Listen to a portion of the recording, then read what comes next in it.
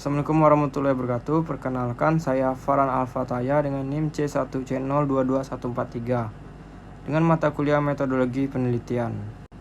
Ingin mempresentasikan teori dan pengembangan hipotesis yang diampu oleh dosen Dr. Wirmi Eka Putra, SE MSI. Yang pertama, definisi teori.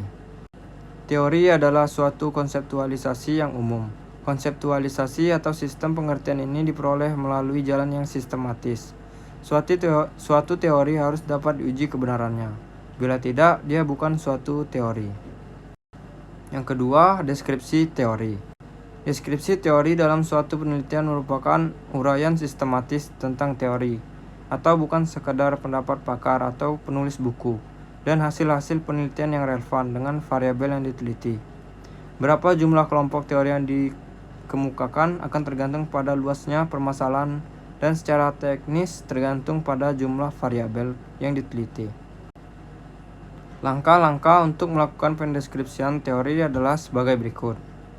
Yang pertama, tetapkan nama variabel yang diteliti dan jumlah variabelnya. Yang kedua, cari sumber-sumber bacaan yang banyak dan relevan dengan setiap variabel yang diteliti. Yang ketiga, lihat daftar isi setiap buku dan pilih topik yang relevan dengan setiap variabel yang diteliti.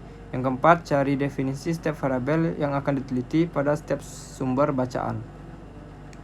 Yang kelima, baca seluruh isi topik buku sesuai dengan variabel yang akan diteliti, lakukan analisis, renungkan, dan buatlah rumusan dengan bahasa sendiri tentang isi setiap sumber data yang dibaca.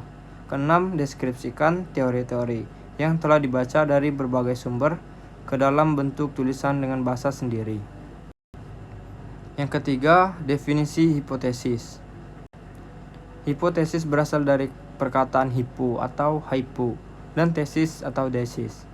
Hypo berarti kurang dari, sedangkan tesis berarti pendapat. Jadi, hipotesis adalah suatu pendapat atau kesimpulan yang sifatnya masih sementara, belum benar-benar berstatus sebagai suatu tesis.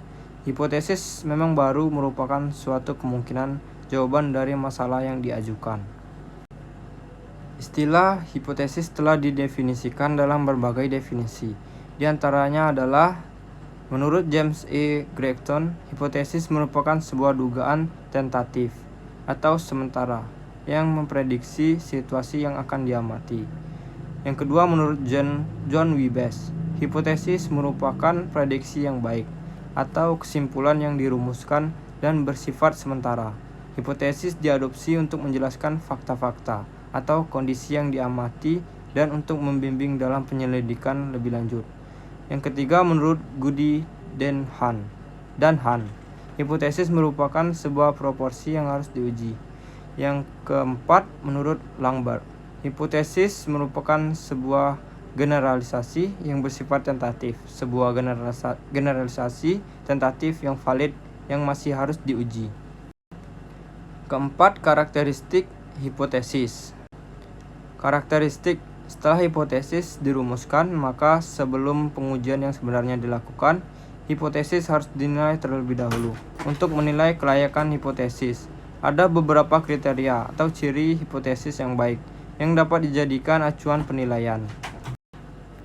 Karakteristik atau ciri hipotesis yang baik yaitu: 1. Hipotesis harus menyatakan hubungan.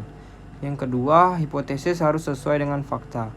Yang ketiga, hipotesis harus berhubungan dengan ilmu, serta sesuai dengan tumbuhnya ilmu pengetahuan.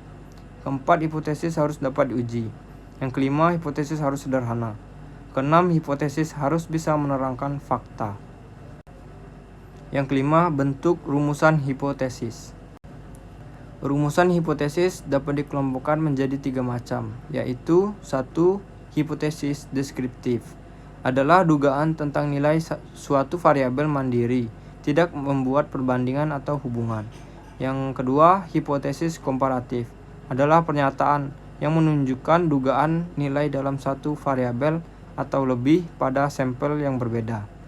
Yang ketiga, hipotesis asosiatif atau hubungan adalah suatu pernyataan yang menunjukkan dugaan tentang hubungan antara dua variabel atau lebih. Baiklah, sekian dari saya.